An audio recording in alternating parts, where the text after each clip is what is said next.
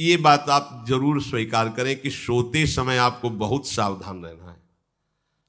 और प्रायः गलती सोते समय करते हैं उपासक की, कोई प्रपंच की बात याद करते हुए या मोबाइल देखते हुए या कोई गंदी चेष्टाओं का आपकी रात बेकार चली जाएगी। अगर गंदी चेष्टा हो गई तो सुबह भी बेकार हो जाएगी, दिन भी बेकार हो जाएगा, निरुत्साहित हो जाओगे। सोते समय आपको समय नहीं देना व्यर्थ चिंतन का। उसी समय विषय चिंतन होता है, उसी समय विषय भोग की आकांक्षा जागृत होती, उसी समय विषय देखने की इच्छा होती। मोबाइल है तो जिस समय आप अपनी शैया पर जाएं स्विच ऑफ कर दें। उसमें मैसेज घंटी आने का कोई भी रास्ता मत रखें। मान लीजिए आप उपासक हैं भगवत प्राप्ति के, 30-35 वर्ष ये नहीं था तो सब मर नहीं गए थे।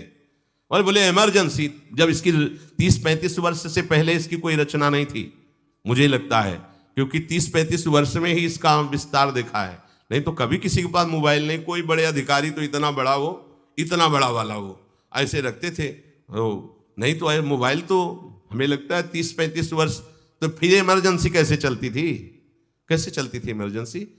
और आप ब्रह्मा हो क्या कि इमरजेंसी संभाल लोगे? स्विच ऑफ करो। जो सब इमरजेंसी संभालने के लिए तैयार, रात दिन न सोता है, वो हर समय जागृत रहता है, वो हमारा आराध्य देव है। स्विच ऑफ करो, चिंतन लगाओ श्री जी का। ये जो रात्रि के शयन के समय मोबाइल में इधर उधर दृश्य देखने हैं, अपने सर्वनाश का बीज बोना है। मान लो, हमारी प्रार्थना मान लो, ये उस समय मन आपको परेशान करेगा जब कमरे की सिटकिनी अंदर से बंद होगी। सबसे प्रार्थना है रात्रि के शयन के समय। तो बोले फिर ठीक है 10 बजे तक देख लेंगे मोबाइल, इसके बाद शयन के समय भजन कर लेंगे। होगा ही नहीं। क्या तुम देखना चाहते हो? प्रिया प्रीतम के सिवा और कुछ क्या देखना चाहते हो? वो तो सुभग सुंदरी सहज सिंगार, सहज शोभा सर्वांग प्रति सहज रूप वृषभानुनंदिनी। हमारी स्वामिनी जी की सुंदरता छुपाने के लिए आभूषण पहनाए जाते हैं। औरों को तो आभूषण सुंदरता बढ़ाने के लिए। यहां छवि के छिपाए बे को ऐसे के दास होके क्या देखोगे मोबाइल में? क्या देखना चाहते हो? वासना की क्रीड़ा, और तुम उस क्रीड़ा को देखना चाहते हो? परमार्थ के पथिक हो। देखना है तो प्रभु को देखने की वृत्ति रखो, अन्यथा मूंद लो आंखें। प्यारे, महान फल प्राप्त करोगे। सबसे प्रार्थना है एकांत में मोबाइल रूपी दुश्मन से बचो।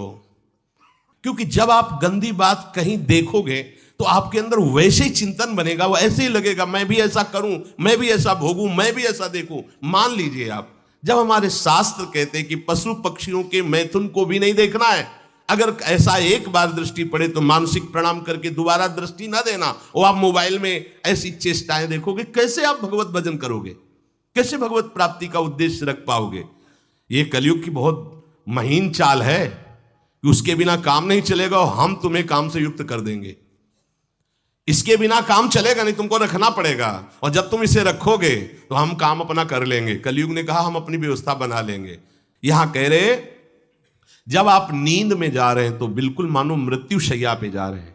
आपको उस समय नाम जप में बहुत ध्यान देना है, कहीं मन बहक ना जाए। तो क्या होगा, 5-6 घंटे जो आप लेटोगे ना, वो भी भजन हो जाएगा। हमारा जो सततम योमाम स्मरति नित्यशा है ना, ये पूरा हो जाएगा। नहीं, उस समय हम सो जाएंगे तो हमारा 6 घंटे का भी योग हो गया, 6 घंटे भजन रुक जाएगा। और ये 100% पक्की बात अनुभव की कहते हैं। यदि सोते हुए भजन करोगे तो जगते, कई बार तो पकड़ा है कि अगर आधे पद में बेशुद्ध हो गए तो वो पद पूरा जगते ही शुरू हो गया है। मतलब बीच में स्थिति भागवती की रही। जैसे बेहोश करते समय हमने कहा था जब ऑपरेशन के हमें बता देना, तो उनका बाबा अब इंजेक्शन लगाने वाले हैं तो वो 1 मिनट हमें केवल दीजिए, अपनी चित्तवृत्ति। तो जब होश आया तो वही पहले चिंतन चल रहा था, वही चिंतन। जैसे सोने के समय बेहोश हुए तो जगने के समय वही चिंतन, ऐसे ही इंजेक्शन से जब बेहोश हुए और जब होश आया तो वही चिंतन चल। बहुत बड़ा चमत्कार अभ्यास का है। नींद खुले तब से लेकर गाढ़ नींद आने तक स्मरण में कभी रुकना नहीं। और आपको एक छूट दे रहे हैं। कभी कभी क्या होता है कि एक मंत्र में, एक नाम में जैसे बहुत देर अभ्यास करते हैं तो मन उबने लगता है। इसका स्वभाव है, ये अनुभव की बातें कहते हैं। इसका स्वभाव है नवम नवम। नहीं तो ये मतलब, तो इसको हम लोगों ने कैसे फंसाया है। जैसे गुरु मंत्र जप रहे, अब 2-3 घंटे लगातार गुरु मंत्र जप, अब इसको उबन बढ़ी, अभी छोड़ रहा है, बीच बीच में पता चलता है छोड़ना चाहता है, छोड़ रहा है, तुरंत इसको नाम में फंसाया।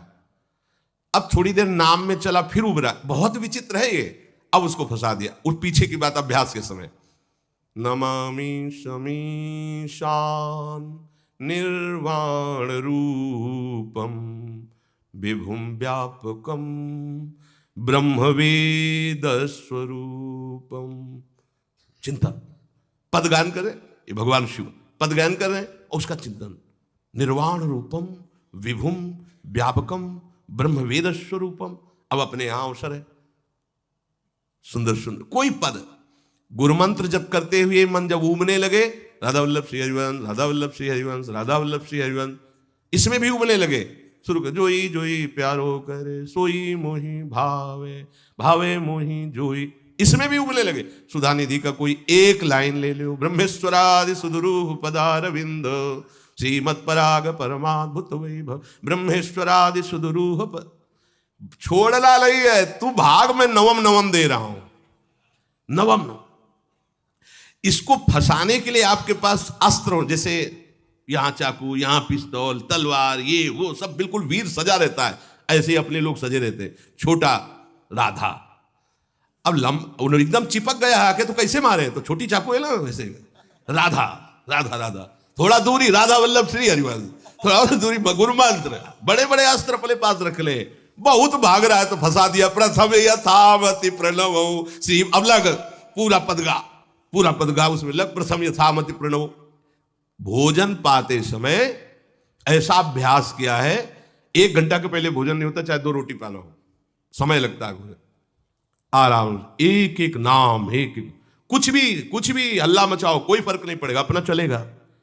अभ्यास स्नान के समय, भोजन के समय, किसी क्रिया के करते समय, किसी से बात करते समय, सोते समय, ये विशेष स्थान जहां में सावधान रहना है, यहां भजन छूटता है, ध्यान देना, यही भजन छूटता है। चलते समय, क्रियावान होते समय, प्रसाद पाते समय या किसी से बतराते समय, ये सब भजन के छूटने के स्थान है और यही पकड़ना है भजन को।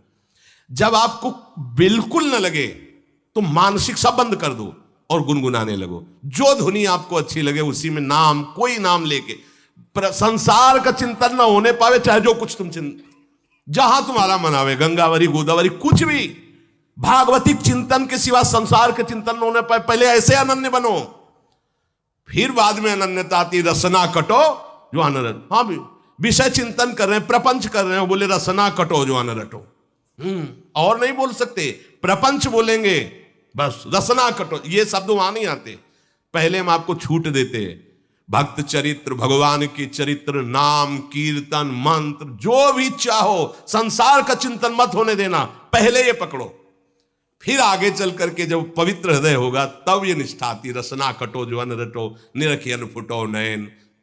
मान लो संसार का चिंतन नहीं करने देना है इसको, आप जैसे बने वैसे करो भागवतिक चिंतन, कोई नाम ले लो, कोई मंत्र ले लो, तुम्हें जो प्रिय लगे, हम छूट देते हैं, ये नहीं करे कि रसना कटो जो अन रटो, ये बाद की बात है, हमें पहले इसका संसार चिंतन रोकना है। कैसे छूटेगा, कैसे छूटेगा, हमें ये पकड़ना है, नहीं तो निष्ठा की बात, जो हरि नाम जगत त्रिशिरोमणि वंश बिना कबहू, हरिवंश बोलेंगे नहीं, हरि बोलना नहीं है, हरि बोलना नहीं, क्योंकि जो हरिनाम जगत शिरोमणि वंश बिना, हरिवंश बोलना नहीं है, क्योंकि प्रपंच में रति, तो क्या करो, जो तुम्हें प्रिय लगे पहले उसे पकड़ो। ये हम अंदर की बात करें, प्रवचन की बात नहीं कह रहे, मन को फंसाना है हमें, राम कृष्ण हरि जहां लगे इसको लगा, पहले इसको फंसाओ, संसार का चिंतन न होने दे, गीता भागवत भक्त चरित्र कुछ भी कहीं भी इसे फंसाओ, पहले संसार का चिंतन न होने दो, फिर लाओ इसको घुमा के निकुंज वाटिका में, फिर तो भागेगा ही नहीं, फिर नहीं भागेगा। अब सीधे निकुंज वाटिका में किसी महाभाग्यशाली गुरु आश्रित का लगेगा, अन्यथा बहुत प्रपंची मन है, आप आश्रय इधर का लोगे, प्रपंच का चिंतन करोगे, बात बनेगी नहीं। चिंतन छोड़ना है हमें, जैसे बने तैसे संसार का चिंतन छूट जाए तो हम विजय को प्राप्त होंगे। ध्यान दीजिए, इस परमात्म तत्व को वही प्राप्त कर पाता है जिसका राग बीत गया है, खत्म हो गया है, वैराग्यवान। ज्यादा परिश्रम नहीं है वैराग्य में, विवेक नहीं होने के कारण हम वैराग्य नहीं धारण कर पाते। हम बाहरी बातों को वैराग्य ले लेते हैं, ऐसा कपड़ा बदल लेना या कपड़ा ना पहनना या लौकी का कमंडल, मिट्टी का पात्र, तो हम अपने को वैरागी। बात यहाँ नहीं रुकेगी। वैराग्य का इतना ही मतलब नहीं, ये भी एक बाह्य अंग है वैराग्य का, पर वैराग्य का सच्चा स्वरूप है वीतरागा। कहीं कुछ भी अच्छा नहीं लग रहा, कोई भी सुख आकर्षित नहीं कर रहा, लोक लोकांतर की प्रतिष्ठा, मान, सुख, ऐश्वर्य, व्यक्ति, कुछ अच्छा नहीं, राग खत्म हो गया। ऐसा उस अक्षर ब्रह्म को, अविनाशी तत्व को जान पाता है। जगते भयो फिरे बैरागी, जैसी हरिवंश प्रपंच बंच सब ये काल ब्याल को खायो। हालत यह है कि जैसे सांप ने मेढक को पकड़ रखा और मेढक सामने पतिंगा को, कीड़े को पकड़ना चाहता है, उसे यह पता नहीं कि मैं खुद किसी का कवल बन चुका हूं, वो एक झटके में मुझे अपने पेट में ले जाएगा। ऐसे ही हम सब हैं, काल के द्वारा ग्रसित है। काल ने हमें पकड़ रखा है, पर हम भोग भोगना चाहते हैं, हम नाना प्रकार की मान प्रतिष्ठा पाना चाहिए। ये पता नहीं एक झटके में हमारा अस्तित्व ही खत्म हो जाएगा। जिनके अंतःकरण में किसी भी व्यक्ति, वस्तु, स्थान, पद, प्रतिष्ठा का राग ही नहीं रह गया है, उसे कहते हैं वैराग्य वान। वीतरागाह, राग ही नहीं है। जिनका अंतःकरण निष्पाप निर्मल हो चुका है, जिनके हृदय में केवल भगवत प्राप्ति की उत्कट लालसा जागृत हो गई है, ऐसा साधन संपन्न उपासक परमात्म तत्व में प्रवेश पाता है। अध्यात्म मार्ग की ऊंचाई पर वो स्थित हो जाता है। यदि छंतु ब्रह्मचर्यम चरंती, जिनकी इच्छा एकमात्र भगवत प्राप्ति की है, यदि छंतो, तो उनको क्या करना होगा? ब्रह्मचर्यम चरंती, ब्रह्मचर्य का पालन करना होगा। प्रत्येक इंद्रियों का निर्विषय हो जाना वास्तविक ब्रह्मचर्य है। केवल जनेंद्रिय से ही ब्रह्मचर्य को नहीं लेते। हमारी प्रत्येक इंद्रिय भोगों से रहित होकर भगवत अनुराग में, नेत्र प्रभु को देखना चाहते हैं, त्वगेंद्रिय प्रभु को स्पर्श करना चाहती है, घ्राणेंद्रिय प्रभु के श्री अंग की गंध पाना चाहती है, श्रवणेंद्रिय प्रभु के वचन सुनना चाहती है। एक एक इंद्रिय अपने प्रभु में लग गई, अंतर्मुख हो गई, बाहर विषयों का त्याग हो गया। इसे ब्रह्मचर्य कहते हैं। पर प्रारंभिक ब्रह्मचर्य में जनेंद्रिय का ब्रह्मचर्य अत्यंत आवश्यक है। यदि जनेंद्रिय जन्य व्यभिचार दोष से युक्त है तो कदापि उसे भगवत प्राप्ति नहीं हो सकती। शुभ गति व्यभिचारी शुभ गति चाहे, असंभव। और भगवत मार्ग में सबसे बड़ा दुश्मन यही व्यभिचार दोष है, काम। इसी से हमारा हृदय मलिन होता रहता है, अंधा बटे और बड़ा चबाए वाली दशा रहती है। हमें 50 वर्ष हो गए, अरे 50 जन्म हो जाए, तुम व्यभिचार करो, गंदी बातें करो, गंदे चिंतन करो, सो समय व्यतीत करें। अनंत जन्म व्यतीत हो गए, भगवत प्राप्ति हुई क्या? 50 वर्ष से भगवत प्राप्ति हो जाएगी क्या? 5 मिनट काफी है भगवत प्राप्ति में, एक बार नाम काफी है। वो स्थिति तो लाओ। बार बार बहिर्मुख वृत्तियों के द्वारा विषयों में सुख बुद्धि कर लेने से हमारा सारा का सारा अध्यात्म चिंतन बदलता रहता है, इसलिए लाभ नहीं मिल पाता, एक रस चिंतन नहीं रह पाता। बार बार विक्षेपी विषय करते रहते हो, हम सहते रहते हैं और भोगते रहते हैं। एक बार तो हिम्मत करके उठो, अवलो नशानी अब ना नशई हो, एक बार तो दृढ़ बनो। बस मन के अनुकूल चलने की बात को तुम्हें रोकना होगा, तभी तुम्हारे अंदर यदि क्षंतो, ऐसी इच्छा जागृत होगी। पक्का पक्का ऐसा ही है। जब हम किसी विषय के वेग को सहते हैं, विषय नहीं भोगते हैं, तो मन बहुत जलाता है। उस जलन में फिर एक ही बात होती है, बस भगवत प्राप्ति हो जाए, झंझट खत्म हो जाए। कब तक हम इसमें चलेंगे? एक बार भगवत, वो जलन हमको भगवत प्राप्ति की इच्छा प्रकट करती है। अपने लोग क्या करते हैं? जलन को मिटाने की कोशिश करने लगते हैं तो भगवत प्राप्ति की इच्छा क्या, भोग प्राप्ति की तृष्णा जागृत हो जाती है। भोगे हुए भोगों को बार बार भोगने की इच्छा का नाम तृष्णा है। बाहर और भीतर से कोई सहयोगी नहीं, जल रहा है उपासक, तब रास्ता निकलता है भगवत प्राप्ति का, तब इच्छा प्रकट होती। अब नहीं, बहुत जल लिया, अब तो केवल प्रियाजू के समीप जाना है, अब तो प्रभु के सानिध्य में रहना है, नहीं इन भोगों की जलन में जलना है। पर यहां तक पहुंचने के लिए जलना होगा, तभी लिखा सहित सहित बाढ़ भगति तास्तितिक्षस्व भारत, क्योंकि आगमा पाइनो अनित्यास, ये नाशवान काम क्रोधादि तुम्हें प्रेरित करेंगे, तुम इनके वेगों को सह जाओ, ये स्थायी नहीं है। आगमा पाइनो है, आने जाने वाले हैं, और ये सहन करने से नष्ट होते हैं, भोगने से बढ़ते हैं। यदि छंतो, अगर भगवत प्राप्ति की इच्छा है तो ब्रह्मचर्यम चरंती, ब्रह्मचर्य का पालन करना ही होगा, इसमें कोई गुंजाइश नहीं, क्योंकि आप चल ही नहीं सकते। ध्यान से सुन लो, ये मनोरंजन का मार्ग नहीं है, इसमें मन ही मार तनहारिक वृंदावन में गाज, इसमें मन मारना होगा।